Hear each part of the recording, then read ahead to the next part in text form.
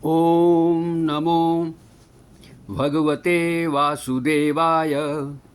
ओम कृष्णाय नमः। साथियों, कर्मयोनि होने के कारण मनुष्य को कर्म तो करने ही हैं, लेकिन महत्व इम्पोर्टेंस इस बात का है कि हम कार्य किस दृष्टि से कर रहे हैं, किस भावना से कर रहे हैं। हम जो भी कार्य करते हैं उसके दो पहलू होते हैं, दो पक्ष होते हैं, आंतरिक पक्ष और बाह्य पक्ष। इसे हम एक उदाहरण से समझ सकते हैं। मान लें कि कुछ व्यक्ति मंदिर में सफाई आदि का कार्य कर रहे हैं। बाह्य दृष्टि से तो यही लगेगा कि सभी एक ही तरह का कार्य कर रहे हैं, अर्थात सफाई ही करते दिखाई दे रहे हैं। लेकिन हमें इनकी आंतरिक दृष्टि, इनके मन में जो भावना है उसका पता नहीं चलेगा। उनकी आंतरिक दृष्टि सभी की एक जैसे नहीं हो सकती है। हो सकता है इनमें से कुछ व्यक्ति मजदूरी लेकर मंदिर में सफाई का कार्य कर रहे हों और कुछ व्यक्ति अपनी स्वेच्छा से सफाई का कार्य कर रहे हों। मजदूरी पर जो व्यक्ति कार्य कर रहे हैं उनका उद्देश्य तो सेवा भाव का नहीं है, क्योंकि यदि उन्हें किसी दूसरी जगह, किसी कार्यालय में, किसी घर में अधिक मजदूरी मिल जाएगी तो वे मंदिर की सफाई का कार्य छोड़कर वहाँ चले जाएंगे। लेकिन जिन व्यक्तियों के मन में सेवा भाव है, समर्पण का भाव है मंदिर के प्रति, भगवान के प्रति, वे किसी भी स्थिति में मंदिर की सफाई का कार्य नहीं छोड़ेंगे। वे यह कार्य केवल ईश्वर की प्रसन्नता के लिए कर रहे हैं, सेवा भाव की दृष्टि से ही कार्य कर रहे हैं। तो फिर काम्य कर्म, फल की इच्छा से किए जाने वाले कर्म और निस्वार्थ भाव से किए जाने वाले कर्मों में क्या भेद है? इस संबंध में भगवान श्री कृष्ण अर्जुन से क्या कह रहे हैं, सुनिए। भगवद गीता अध्याय 2 श्लोक 49। दूरेण ह्यवरं कर्म बुद्धियोगाद् धनञ्जय बुद्धौ शरणं नीच्छ कृपणः फलहेतवा। अर्थात बुद्धि योग में स्थित होकर किए जाने वाले कर्मों की अपेक्षा सकाम कर्म अत्यंत निकृष्ट होते हैं।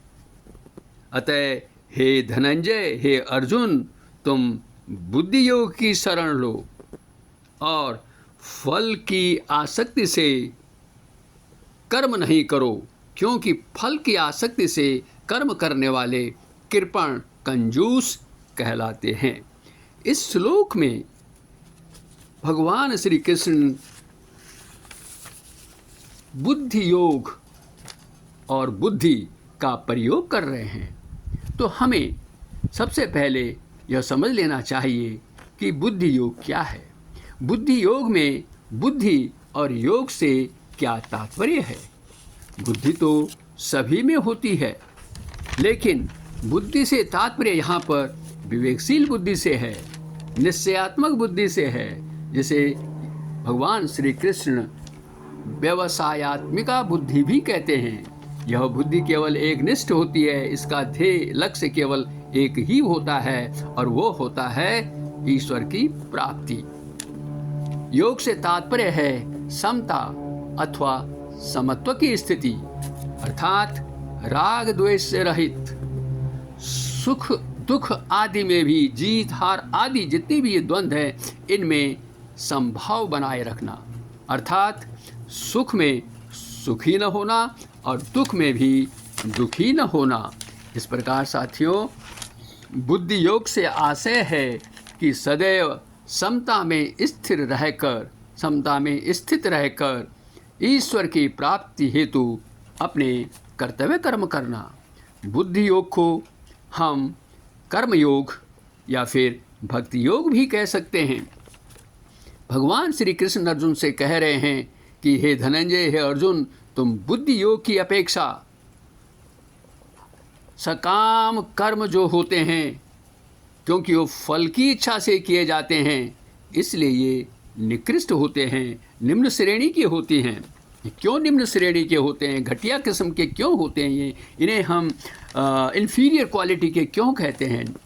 इसका कारण यह है कि बुद्धि योग से युक्त कर्म समस्त सांसारिक दुखों का निवारण करते हैं और परमात्म तत्व को प्राप्त कराने वाले होते हैं।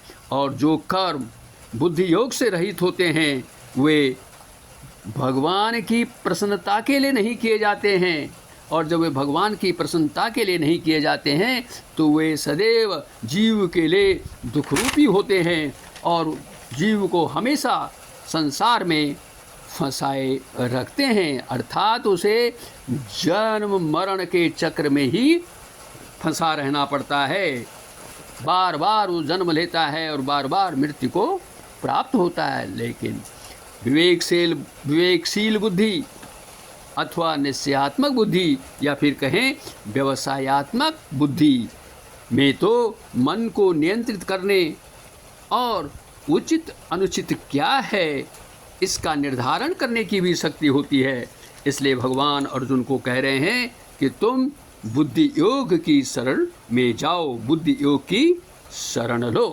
भगवान अर्जुन से यह भी कह रहे हैं क्योंकि तुम्हें फल का कारण नहीं बनना है और कर्मफल, कर्म सामग्री और शरीर आदि से भी अपना संबंध नहीं जोड़ना है। यदि तुम इनसे अपना संबंध जोड़ोगे तो कर्मफल का कारण बनोगे, कर्मफल का हेतु बनोगे, और जो कर्मफल का हेतु बनते हैं उसे कृपण कहते हैं। यहाँ पर कृपण से यह तात्पर्य नहीं है कि उसमें धन की कमी है, धन की कमी वाले को यहाँ पर कृपण नहीं कहा गया है। कृपण उसे कहा गया है जो कि अपना मूल उद्देश्य भूल गया है। मूल उद्देश्य क्या है? भगवत प्राप्ति का। इसीलिए ईश्वर ने उसे इस धरा पर भेजा है कि वो भगवत प्राप्ति की हेतु अपने कार्य करे। लेकिन मनुष्य क्या कर रहा है? वो तो धन संपत्ति को एकत्र करने में लगा हुआ है, रात दिन इसी काम में जुटा हुआ है और अपना जो अमूल्य समय है वो इसी में बर्बाद कर रहा है, और अंत में इस दुनिया को छोड़कर परमात्मा को जाने बिना, उस परम तत्व को जाने बिना इस संसार से विदा हो जाता है, इस संसार से चला जाता है। यह श्लोक हमें क्या शिक्षा देता है? यह श्लोक हमें कहता है कि भगवत प्राप्ति के लिए कर्म करो, न कि अपने सुख के लिए। कृपण अर्थात कंजूस मत बनो, अपने धन का सदुपयोग करो, दूसरों की सेवा में लगाओ, दान आदि करो, और यह सब निस्वार्थ भाव से करो, अर्थात कर्म योग को अपने जीवन में अपनाओ। साथियों, इन्हीं शब्दों के साथ वीडियो देखने के लिए आपका बहुत बहुत धन्यवाद। इस चैनल को सब्सक्राइब करें और इस वीडियो को लाइक भी करें और शेयर भी करें। आपका पुनः धन्यवाद।